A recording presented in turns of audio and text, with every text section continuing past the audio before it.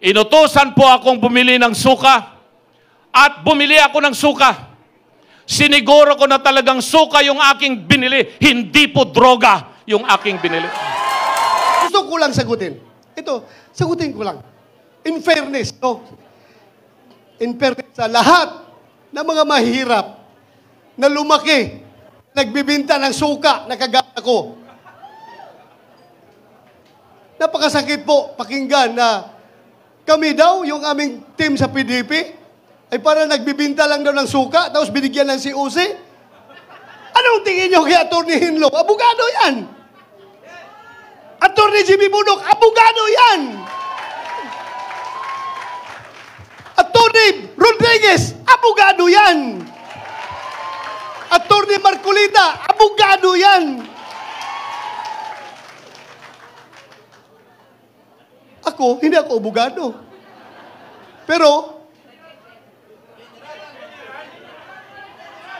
murag abogado. Ako lang, talagang, alam nyo, yung suka, maliit pa ako, yung lolo ko po, mananggiti. Alam nyo yung mananggiti? Yung umaakyat sa puno ng niyog para kukuha ng tuba. Sinasamahan ko yan every morning. Ako ang nasa ilalim ng puno, kasi yung tuba na kinukuha niya sa taas, binababa niya, akong tagatanggap. At yung tuba na kinukuha niya, binibinta niya yan. Kapag hindi nabinta ang tuba, kinabukasan, bahal na yan. Ano ibig sabihin ng bahal? Hindi na presko. Bahal na, medyo mapakla na yung tuba. Pagkapangatlong araw, mas lalong mapakla, bahal pa rin ang tawag namin yan. Pero after the third day, hanggang 1 week and onwards, yung tuba ay nagiging suka. At yung suka na yan, hindi niya kinikwinta ng lolo ko, ang kanya tuba lang. Pag nabinta ang tuba, sa kanya yung pera. Pero yung suka, sobra na, ako na magbibinta niyan. So, income ko na yon, pambaon ko pag-eskwela. Nilalagay namin yan sa butilya ng bote ng long neck. Alam niyo yung long neck? Lapad, at saka yung lapad, yung tanduay. Lagay namin yan, display ko sa labas ng bahay namin para mabili ng mga kapitbahay na dumadaan. Kaya, huwag nating maliitin yung mga nagtitinda dati ng suka. Dahil, hindi po masarap,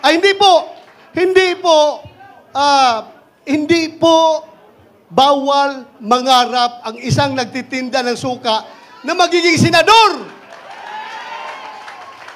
Ako'y nagtitinda ng suka, pero nakapag-masteral degree ako. Nakapag-doctor of philosophy ako. Naging CPNP pa ako. At ngayon, naging senador pa. Kaya sa lahat ng nagtitinda ng suka dyan, malaki ang tsansa nyo na magiging senador. Hindi kasi, ito mga tao na lumaki sa layaw, yung hindi kumakain ng pagkain ng mahirap, baliwala sa kanila suka. Pero sa ating mga mahirap, very essential ang suka sa ating kusina. Dahil hindi masarap ang tuyo, hindi masarap ang bulad, hindi masarap ang daing kung walang suka. Kaya, sige lang, tawagin na nyo kaming Team Suka. Okay lang. Team Suka, basta importante, kami ang nagpapasarap sa ulam ng mga taong mahihirap. Di ba? Kasi kung walang suka, hindi masarap yung daing, yung tuyo. Masakit masyadong malunok yung kanin na ang presyo ay tag 50 pesos, hindi 20 pesos, ha? Hindi 20 pesos ang kilo ng bigas. 50 pesos to 58 pesos. Minsan naabot pa ng 60 pesos. Kami po ang tumutulong na malunok ng ordinaryong tao, yung kanin na mahal dahil sa suka na sinasawsaw yung bulad. So okay lang, tawagin nyo kaming Team Suka. No problem. Basta kami ang suka sa buhay ninyo. Ha? Iba naman po siguro ay bumibili ng suka. Alam po ninyo ako, dahil sa hirap yata na dinaanan ko sa aking buhay, nangungutang po ako ng suka. Pero kahit po ganun, kahit na tayong lahat ngayon na nandito ay pinaglihi lahat sa suka, tayo po lahat ay nakakakilala.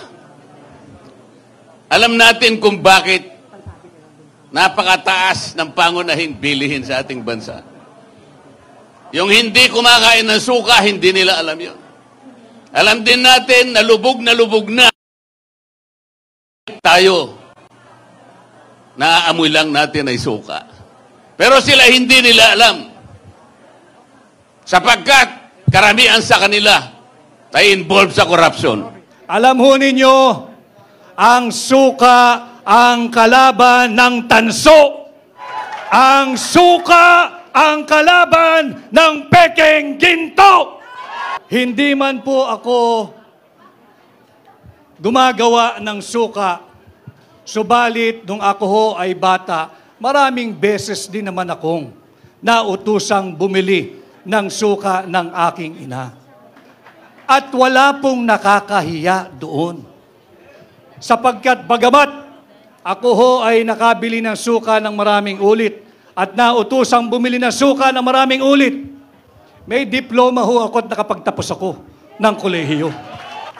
Meron akong diploma at nakapagtapos ako ng abogasya. At higit sa lahat, meron akong certificate na nagpapatunay na ako ay isang ganap na abogado. At atin pong lalabanan ang Team Sinusuka. Labanan natin ang mga mambubudol.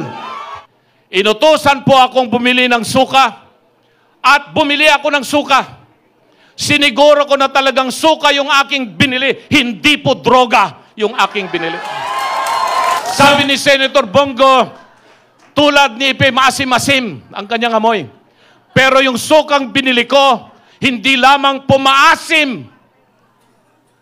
Ito ay mabango, malinamnam, masarap. Bakit? Dahil sukang Iloko ang aking binili. At kami ngayon sa PDP Laban, may asim po kami na magserbisyo ng tama para sa Pilipino. Kaya wag po nilang maliliitin na kami ay bumibili lamang ng suka. Dahil yung suka na nabili namin ay maasim at iyon ang asim na gagamitin natin para malinis ang mga tanso at malinis ang mga piking ginto at malinis yung droga sa Pilipinas.